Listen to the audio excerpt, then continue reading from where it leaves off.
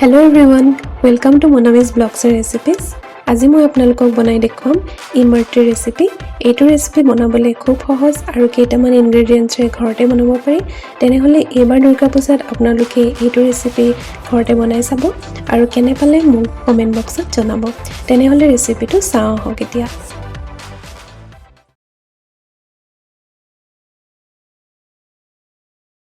ইমাৰ্টি বনাবৰ কাৰণে মই এক কাপ মাটি দাইল এটা বাটিত লৈছো আৰু ইয়াতে অলপ পানী দি পেলাই মাটি দাইলখিনি মই 8 ঘণ্টাৰ কাৰণে তিয়াই থম।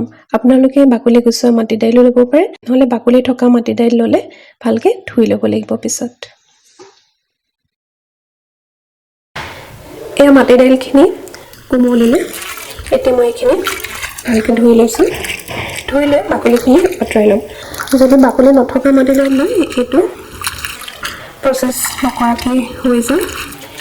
এইটো কৰিব লাগিব কাৰণ বাকলিখিনি গুচাই পেলাই অকল দাইলখিনি লাগিব, বাকলিখিনি ভালকে গুচাব লাগিব।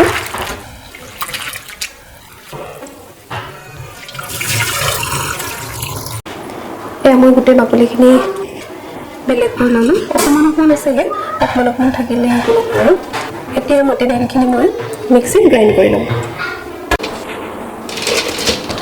এতিয়া ইয়াত অকণমান পানী দি দিছোঁ আৰু এতিয়া এইখিনি একেবাৰে মিহিকৈ পেষ্ট বনাই ল'ম।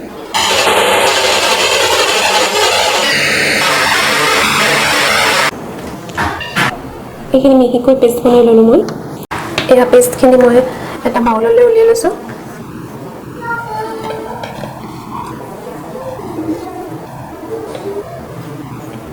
এতিয়া ইয়াত দি মই 4 চামুচ কৰ্ণফ্ল'ৰ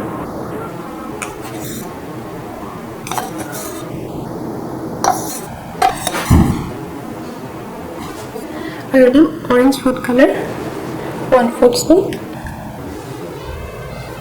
আৰু এটা ভালকে মিক্স কৰি ল'ম।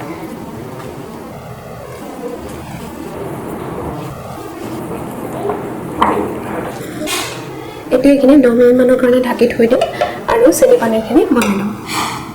এয়া চেনি পানী বনাবৰ কাৰণে এটা চচপেনত মই দিছোঁ 2 কাপ পানী আৰু ইয়াত দিছোঁ 1 কাপ চেনি। এতিয়া পানীখিনি ভালকৈ উতলিব দিম।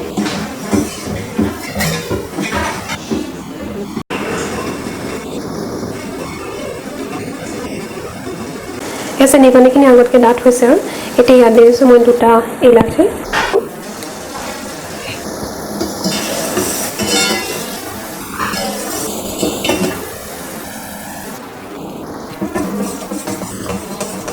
চেনি পানীখিনি হ'ল নাই এবাৰ চেক কৰি চাম।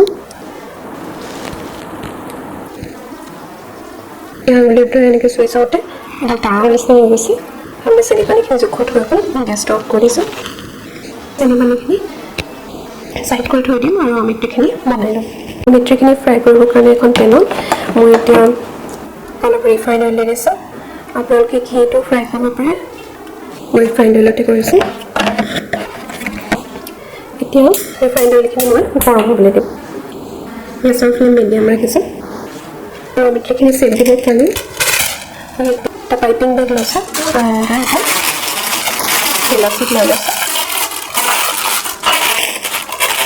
আপোনালোকে কটন কাপোৰ ফুটা উলিয়াই তেনেকৈও কৰিব পাৰে, নহ'লে এনেকৈ পাইপিং বেগ থাকিলে পাইপিং বেগতো কৰিব পাৰে।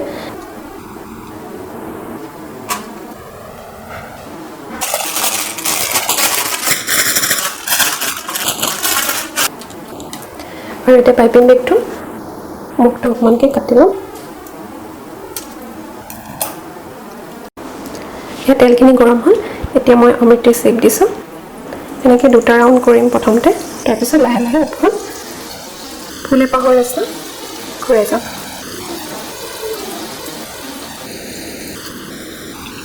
ফ্লেম ল' ৰাখিছোঁ আৰু ক্ৰিস্পি হোৱালৈকে এইটো ফ্ৰাই কৰিম। এতিয়া লুটিয়াই দিছোঁ এবাৰ।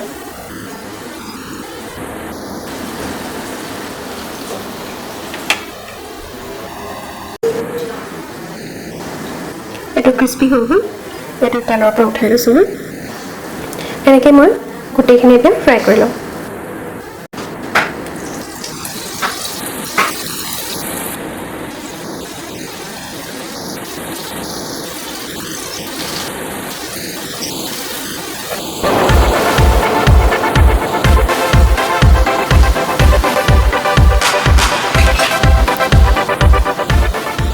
গোটেইখিনি অমলেট মই ফ্ৰাই কৰি ল'লোঁ এয়া যিখিনি চেনি পানী বনাই থৈছিলে এতিয়া এটা এটাকৈ ইয়াত দি দিম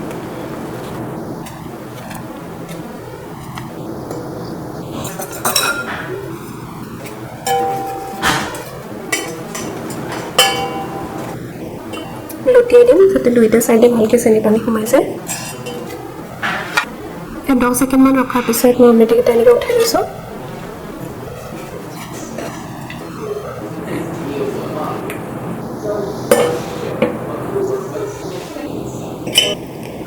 এই গোটেইখিনি অমলেট ৰেডি হৈ গ'ল গোটেইখিনি মই চেনি পানীৰ পৰা উঠাই ল'লোঁ এই অমলেট খাবৰ কাৰণে ৰেডি হৈ গ'ল আজিৰ এই ৰেচিপিটো যদি আপোনালোকৰ ভাল লাগিলে তেনেহ'লে লাইক কমেণ্ট আৰু শ্বেয়াৰ কৰিব আৰু মোৰ চেনেলত আপোনালোক যদি নতুন তেনেহ'লে চেনেলটো সাবস্ক্ৰাইব কৰিব আৰু কাষতে থকা বেল আইকনটো ক্লিক কৰি দিব বেল আইকনটো ক্লিক কৰিলে মই যেতিয়াই নতুন ভিডিঅ' আপলোড কৰিম তেতিয়াই আপোনালোকলৈ নটিফিকেশ্যন যাব আৰু লগে লগে আপোনালোকে ভিডিঅ'টো চাব পাৰিব আপোনালোক সকলোলৈকে আগন্তুক দুৰ্গা পূজাৰ শুভেচ্ছা জনাই আজিৰ ভিডিঅ'টো ইমানতে সামৰিছোঁ